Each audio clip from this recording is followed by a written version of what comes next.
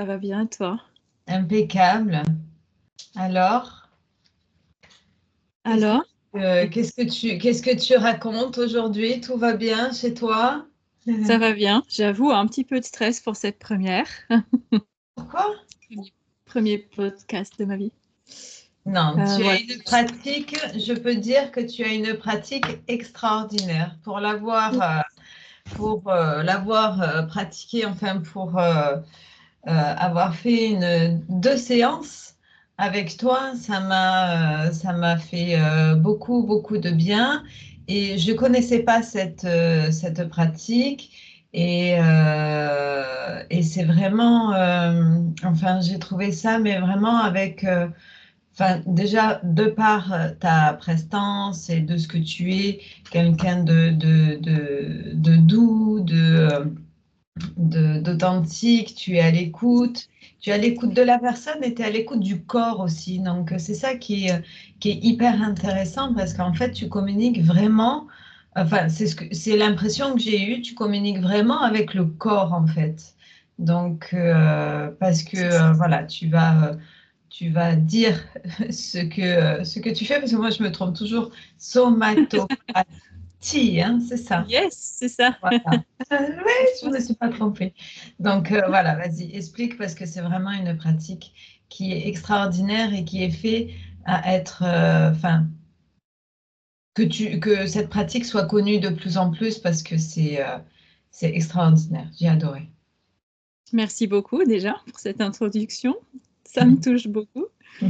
Euh, la somato, c'est effectivement ceux qui ont testé qui en parlent le mieux parce que c'est compliqué à expliquer. Et je pense que ça donne pas la mesure réelle de ce que c'est.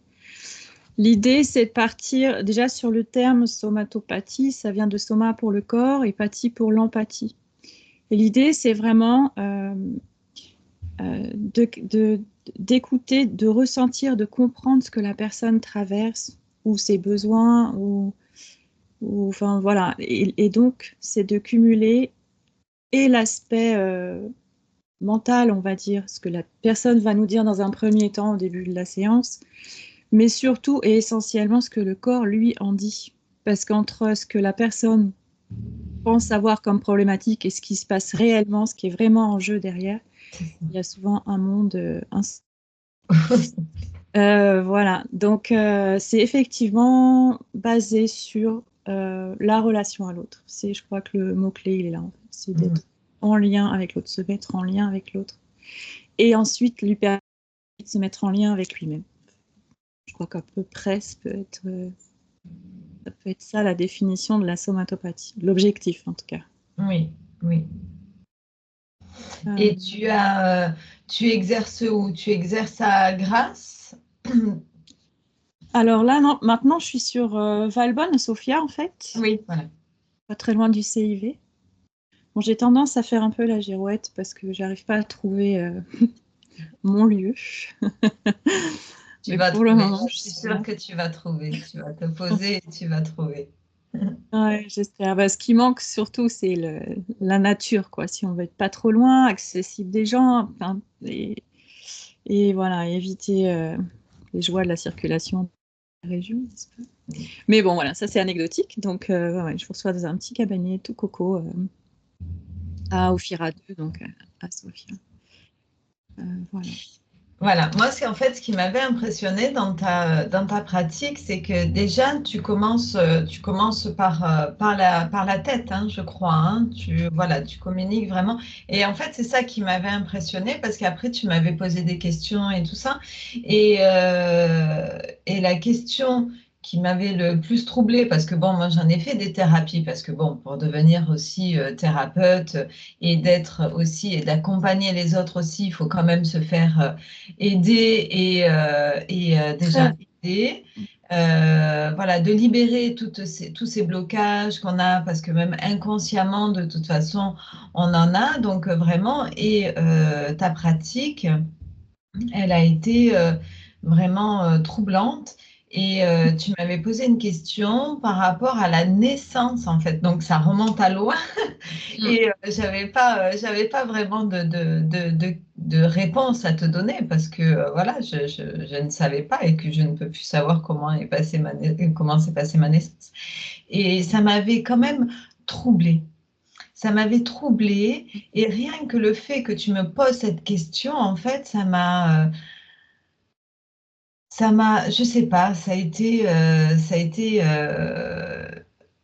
presque comme une libération parce que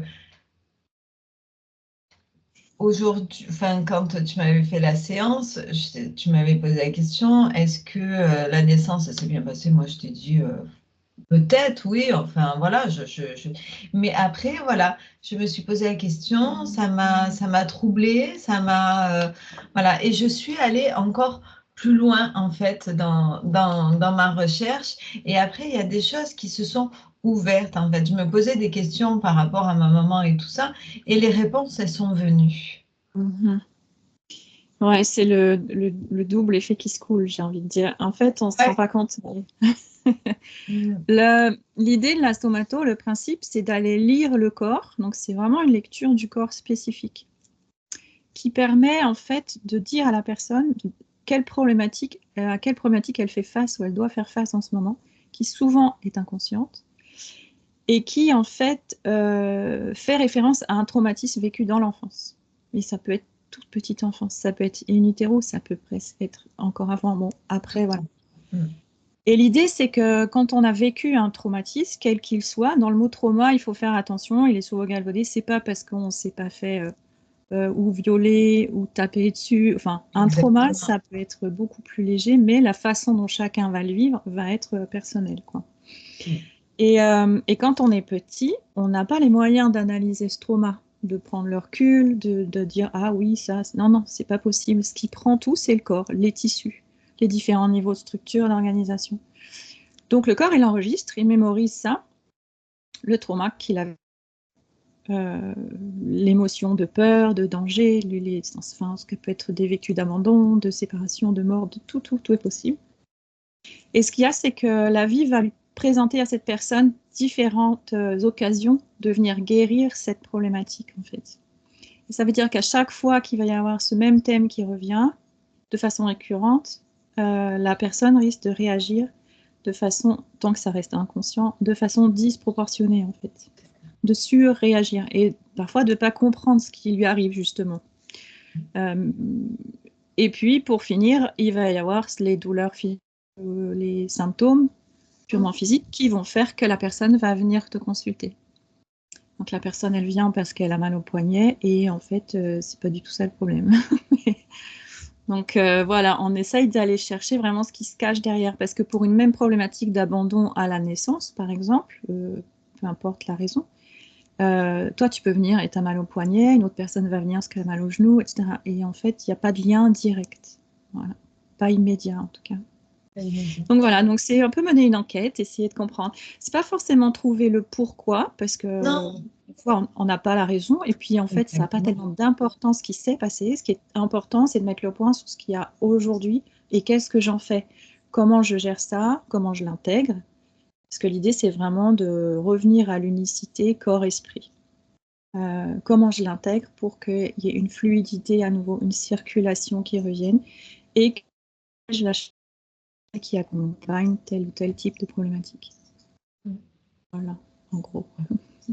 Oui, oui, non, mais c'est ça qui est hyper intéressant. Et comme tu dis, on n'a pas besoin de retourner en fait dans le traumatisme ou dans le choc. Parce que bon, c'est vrai, il y a des personnes, elles veulent pas, et c'est tout à fait légitime et c'est tout à Tout fait à fait. logique en fait, hein. Donc, mais vraiment, c'est de déblayer en fait, de débloquer et après, soit la personne elle en prend conscience, soit elle en prend pas conscience, mais au moins tu as ouvert en fait une brèche. C'est ça. C'est une possibilité, en fait, à la personne de venir résoudre ces problématiques. Donc, ces traumas, souvent émotionnels, en fait. C'est ça qui Bien est inscrit sûr. dans le tissu. Et après, il faut rester effectivement ouvert. C'est-à-dire que la personne, il faut lui proposer ce que le corps lui faut le faire avec voilà, empathie, donc, mais avec douceur. Il faut vraiment s'adapter à la personne qu'on a en face de nous, à la problématique en cause. Parfois, certaines personnes vont me raconter toute leur vie et des choses qu'elles n'ont jamais dites, ou alors parfois qu'elles avaient complètement oublié. Enfin, il y a vraiment de tout. Certaines personnes vont juste me dire ah oui, oui, ça vous parle? Oui. À partir du moment où la personne, elle entend, si tu veux, l'idée, c'est vraiment de lui dire ok, voilà, j'ai appuyé sur le bouton. Maintenant, le processus, il va se faire, ça prend un temps certain, il faut se laisser le temps. C'est obligatoire, on efface, c'est pas magique, malheureusement. Ouais, non, c'est sûr. Donc, ouais, il faut vraiment respecter ça et puis laisser aux gens l'occasion de se guérir eux-mêmes, en fait. Souvent, les gens mentalisent vraiment quand certains font un travail sur eux, essayent d'avancer, etc., ce qui est déjà un vrai travail au sens propre du terme. Et ils vont se renseigner, ils vont aller voir peut-être même un psy, etc. Ils vont tout bien mentaliser. Ok, j'ai fait l'exemple que j'aime bien donner parce qu'il est assez parlant, je pense, sur le deuil, les étapes du deuil. Les gens, ils intègrent bien. Il y a les 5 étapes. Je suis passée par ci, par ça, j'ai tout fait. Ça fait 10 ans, non, plus de problème. Genre, voilà. Et quand ils viennent sur la table, hop, j'ai ça et pouf. C'est ça, ça ressort. Ah ben non, finalement, c'était peut-être pas si réglé que ça. Mais parce qu'ils n'ont pas vécu, en fait, cette résolution. Ok, ils ont intégré la façon de dire, ok, j'ai été triste, j'ai été en colère. Mais le corps, lui, il n'a pas refait le lien, donc il a toujours ça imprimé. Donc l'idée, voilà, c'est de refaire un lien entre les deux, et qu'à chaque fois que cette problématique de mort ou d'abandon va se représenter, ça allège la charge jusqu'à être capable de prendre la distance nécessaire pour ne plus le subir ou en souffrir. Voilà. Je ne sais plus si j'ai répondu à ta question. Je sais plus ce que Oui, tu as répondu à ma question et en fait, tu confirmes aussi que, parce qu'hier, j'avais Karel et c'est vrai que ben, moi aussi, hein, avec mes clients, vraiment, j'aimerais qu'ils prennent vraiment conscience que le corps est un messager, Tout qu'il à est fait. là vraiment pour nous indiquer sur quoi on doit travailler ou pas, parce que bon, c'est vrai qu'il y a des personnes, elles sont tellement émotionnellement... j'aime pas ce mot, mais j'allais dire fragile, mais c'est pas fragile, c'est prête en fait, peut-être à avancer et à aller plus loin, parce que c'est vraiment pas évident de travailler sur soi, mais des personnes comme nous, hein, en tant que thérapeute, on les accompagne en fait dans leur processus, dans leur cheminement, dans leur évolution personnelle. Et c'est hyper important. Avec des personnes, ça se passe, voilà, il suffit de une ou deux séances, et il y a d'autres personnes où il faut un peu plus parce que elles ont du mal à intégrer, et c'est tout à fait légitime. Encore une fois, chacun va à son rythme, hein, voilà. Mais moi, ce qui m'avait impressionné, c'est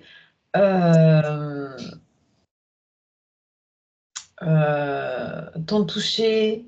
Voilà, vraiment, tu as fait une école en fait pour combien d'années? 2 ans, 3 ans? 4 ans. 4 ans, voilà, 4 ans pour vraiment connaître en fait le corps. Mais tu vas vraiment à l'instinct aussi, hein, je pense. Ben, c'est-à-dire qu'à force de pratiquer, donc c'est vrai que la formation, elle est en 4 ans, elle est basée donc sur l'approche ostéopathique de la méthode Poyet, qui est une ostéopathie informationnelle. Ça veut dire que déjà, on ne fait pas de manipulation, pas de craquer, Voilà, pas c'est ça. Mm. tout en tous. C'est le de papillon. Mm. Et effectivement, pour s'approprier cette méthode, il faut déjà s'approprier l'anatomie, comprendre les différents systèmes d'organisation du corps. Donc, c'est vrai qu'on a une vision globale, enfin un apprentissage assez global de corps, voilà, du fonctionnement. Ça va de l'embryologie à l'endocrinologie. Enfin, il y a vraiment tout. Mm. Et alors, on rappelle qu'on n'est pas médecin, évidemment, Ah, ça n'a ça, rien c'est à clair, voir. bien sûr. C'est juste avoir la connaissance suffisante pour pouvoir lire le corps. Et ensuite, aborder, parce que là, la somato, elle est en fait en deux parties, c'est-à-dire qu'il y a l'aspect, la méthode Poyet qui est purement ostéopathique, enfin, thérapie manuelle, qui va être plus sur le côté mécanique, même si c'est aussi énergétique.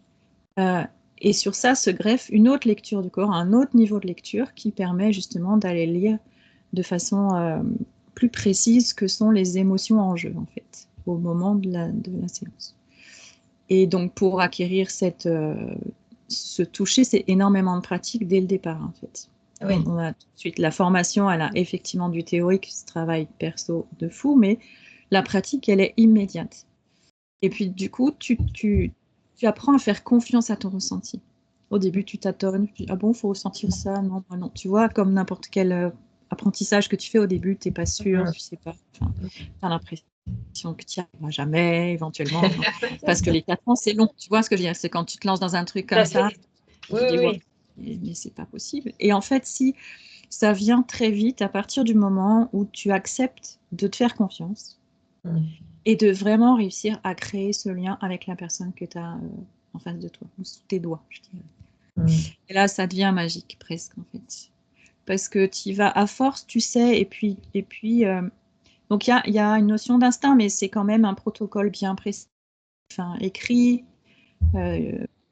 Les émotions, on ne les découvre pas par hasard. C'est photographié, précise aussi les différents types de traumas, parfois certaines dates, on sait dire si c'est l'enfance, petite enfance, etc. Donc c'est vraiment précis, c'est vraiment renseigné, documenté, etc. Et donc il y a une espèce d'appropriation à faire entre justement le mental, qui a tout bien appris par cœur, son anatomie, ci et ça, à tel endroit je peux trouver ça, et le côté purement tactile qui est de dire, et puis énergie, en fait, il y a quand même des liens avec ce que tu fais, qui est de dire, voilà, j'y vais, et qu'est-ce que j'ai dans les mains, qu'est-ce que je ressens, et pas qu'est-ce que je veux sentir, parce que la personne m'a dit ça, je dois sentir ça, non. Il faut surtout pas garder ça en tête. Donc, faut, voilà, savoir lâcher prise, accepter ce qui vient, et puis échanger avec la personne pour lui proposer. Mais voilà, ouais. Et c'est de tout âge aussi. Tu peux avoir des enfants comme des personnes âgées, comme voilà. C'est vraiment ça que c'est magique un peu, alors magique parce que accessible à tous.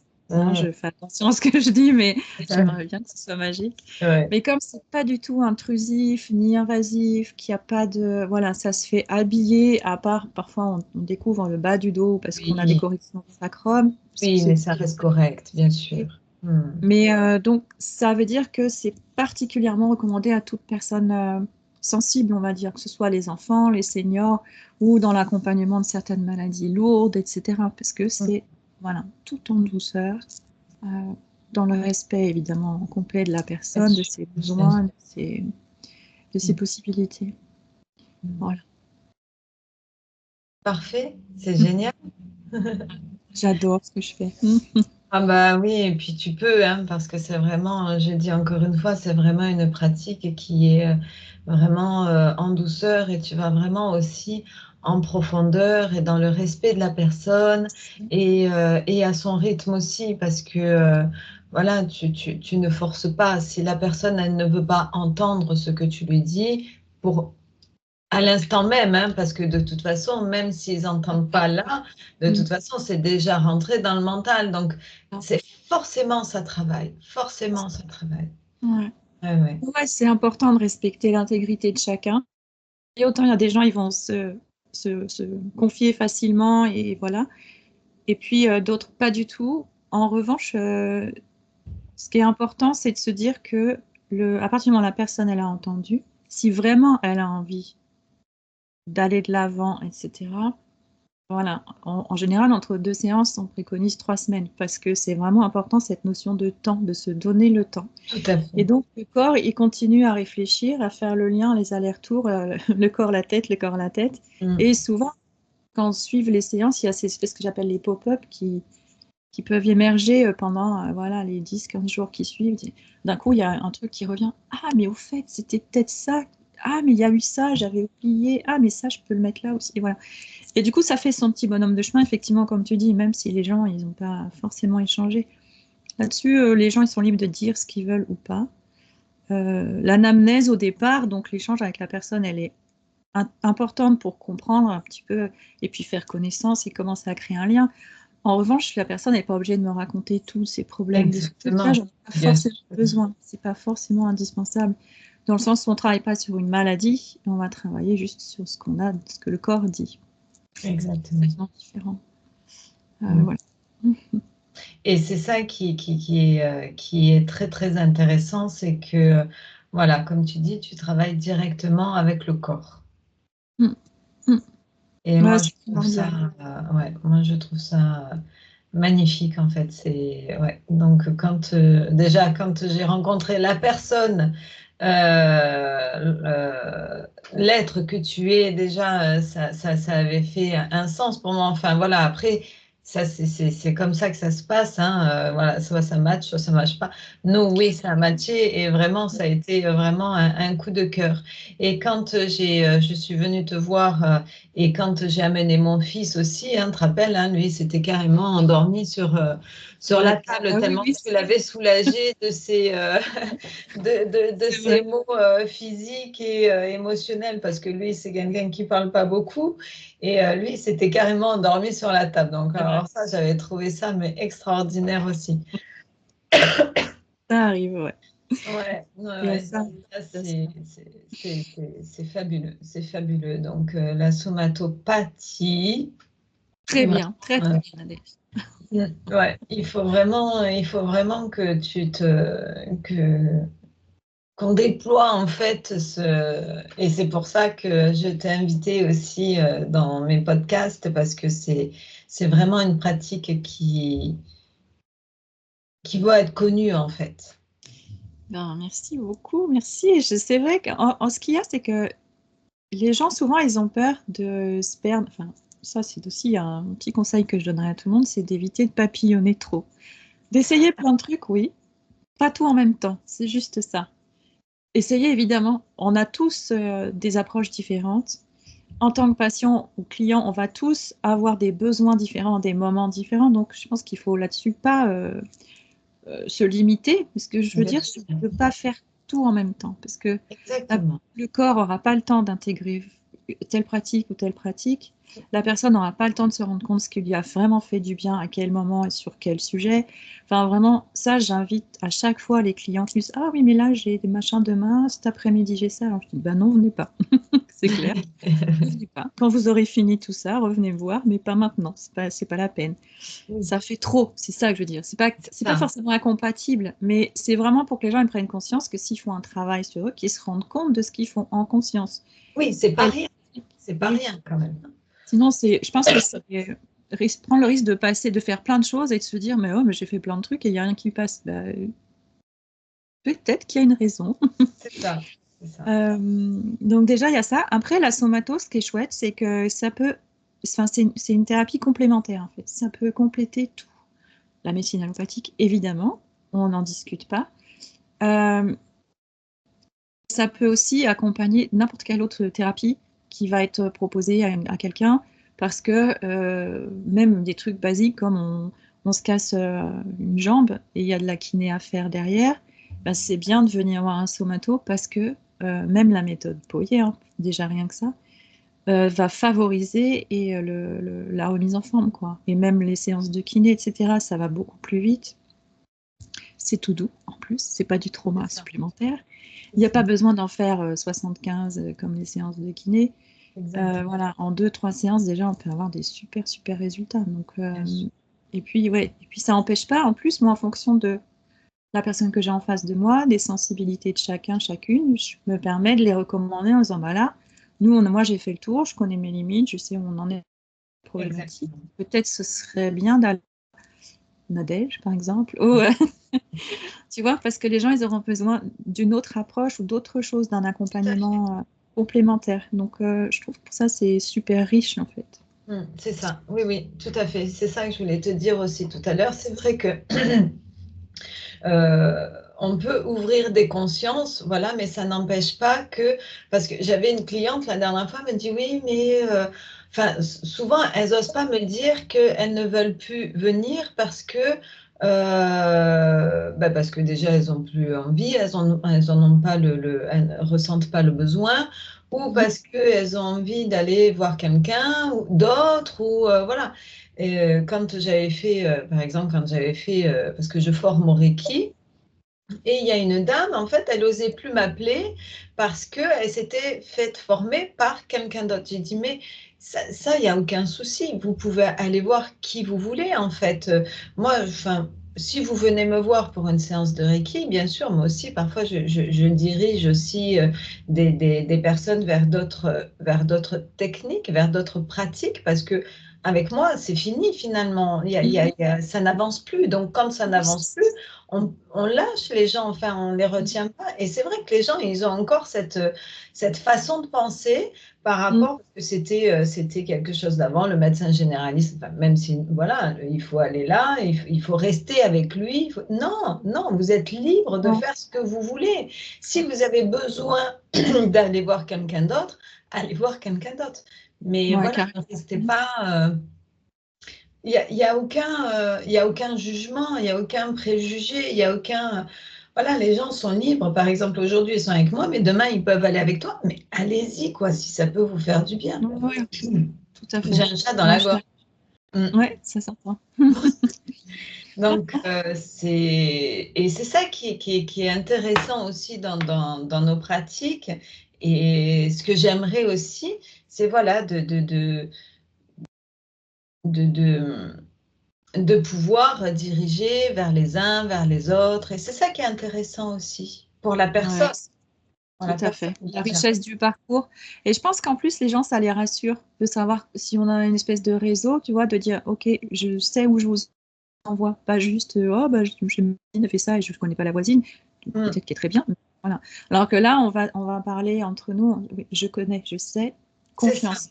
Et la personne va se sentir rassurée en plus de se dire. Tout à fait. Tout à fait. Mais tout ça dans la bienveillance, parce que c'est vrai que encore on a des préjugés, des croyances qui nous limitent dans notre façon de penser et de faire. Il y a aucunement, c'est aucunement sectaire, c'est aucunement, voilà, c'est très libre, c'est très. Et j'aimerais que, voilà, qu'on enlève en fait cette, cette vision qu'on a de la pratique holistique, de la pratique énergétique, parce que déjà c'est hyper intéressant et il y a beaucoup de bienveillance, il y a beaucoup d'empathie, il y a beaucoup et les gens ils ont besoin de ça aujourd'hui. On a besoin de se rassembler, on a besoin de s'entraider, on a besoin de cet amour collectif et j'espère qu'on y arrivera en tout cas. Ouais, mais je crois que tu as dit le mot-clé, en fait, c'est la notion d'amour qui manque dans notre société, beaucoup. On s'est tellement habitué déjà à ne pas s'écouter soi-même. C'est mal vu, tu vois, c'est pas bien. Arrête de te plaindre, sauf que l'idée, c'est pas ça, au contraire, il faut qu'il y ait un certain égoïsme, qu'on revienne à un certain égoïsme, mais sain, qui est celui de s'occuper de soi d'abord. Exactement. Et je pense que si chacun apprenait à faire ça, ce serait de fait, il y aurait des répercussions où tout le monde irait mieux ensemble. En fait, ce serait plus simple. Mais on est tellement, non seulement pas habitué, mais en plus pas encouragé à le faire.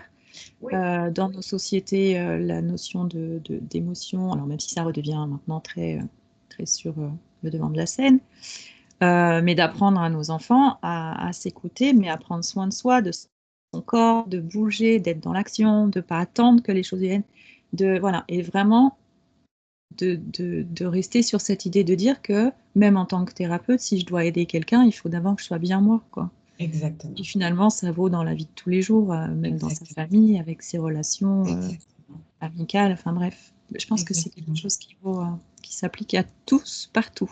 Tout à fait, tout à fait, tout à fait. D'exprimer, il nous reste 1 minute, mais vraiment de finir d'exprimer ses émotions, d'exprimer ce que l'on ressent aussi, c'est hyper important parce que ça débloque quand même quelque chose, hein, parce que notre corps a besoin de s'exprimer aussi avant de s'exprimer par des mots physiques et surtout de penser par soi-même. C'est ça.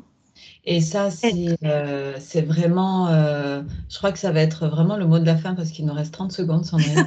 Voilà, de penser par soi-même. Merci, merci, merci Mille de cet merci, échange. Voilà. Donc, je vous dis à tous à bientôt. Donc, c'était Sandrine Gauvin, somatopathe à Valbonne, dans le sud de la France. Allez la voir, elle est vraiment magnifique. C'est vraiment une magnifique personne. Merci Merci. Sandrine, Merci merci. à toi, Et Nathalie. je te dis à très À vite. bientôt, j'espère.